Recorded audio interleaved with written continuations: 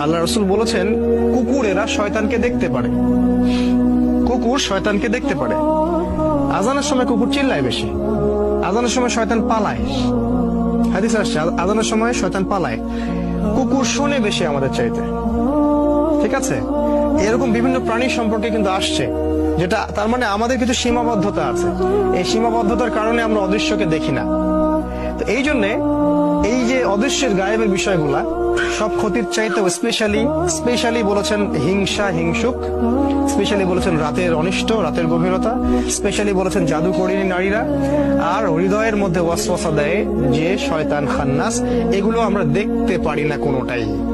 আর যেটা আমরা দেখতে পারি না সেই শত্রুর সাথে আমি কিভাবে লড়তে পারি? এটা আমার পক্ষে সম্ভব না। তাহলে কে আমার হয়ে লড়বে? যে দৃশ্য অদৃশ্য সব দেখতে পারে, যে দৃশ্য অদৃশ্য সব দেখতে পারে। এই জন্যই এই দুটো সূরাকে বলা হয় মুআউযিজাতাইন বা আশ্রয় প্রার্থনার দুইটা স্পেশাল সূরা। আর যেদিন থেকে এই সূরা নাজিল হয়েছে সেদিন থেকে রাসূল সাল্লাল্লাহু আলাইহি ওয়াসাল্লাম আগের সব দোয়াই ছেড়ে দিয়েছিলেন। আগে তিনি আশ্রয় চাওয়ার জন্য অনেকগুলো দোয়া পড়তেন, সব দোয়া ছেড়ে দিয়ে তিনি সূরা ফালাক আর নাসের প্রতি আমল করা শুরু করলেন, এবং এই সূরা দুটার মধ্যে সবকিছুই চলে আসছে। আপনারা চিন্তা করেন, আজকে হয়তো অনেক লম্বা হয়ে যাবে, এই জন্য আমি আর ডিটেলস ব্রিফে গেলাম না, শুধু কয়েকটা পয়েন্ট বলে আমি শেষ করছি। সেটা হলো যে রাতের বেলা ক্ষতি আছে।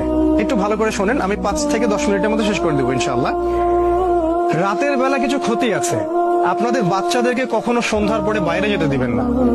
রাসূল বলেছেন সন্ধ্যার সময় বাচ্চাদেরকে ঘরের ভিতরে রাখবে, কারণ সন্ধ্যার সময় জিন জাতি বের হয় যাদেরকে তোমরা দেখো না, এবং তারা আমাদের কখনো কল্যাণ চায় না। বেশিরভাগ জিনই দুষ্ট প্রকৃতির। তারা কিন্তু চ্যালেঞ্জ করছে আল্লাহকে যে এদেরকে আমি জাহান্নামে নিয়ে যাবই। একটা বার যদি জিন কাউকে আক্রমণ করে ফেলে তাহলে তাকে সলভ করা অনেক ডিফিকাল্ট আছে। আমি বারবার বলছি, তো সন্ধ্যাবেলায় খেয়াল রাখবেন বাচ্চারা যেন বাইরে না যায়।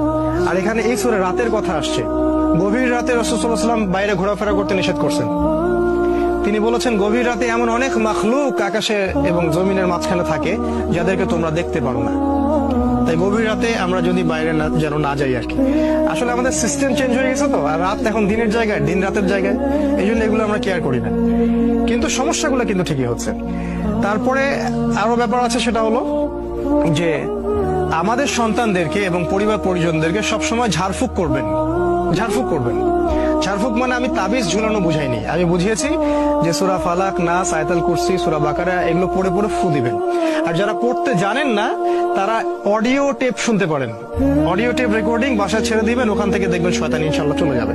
আপনি যদি কোরআন পড়তেও না জানেন, আমার কাইন্ডলি রিকোয়েস্ট হচ্ছে কোরআন শুনবেন। কোরআন এমন একটা কিতাব, শুনতে শুনতে ওই বইয়ের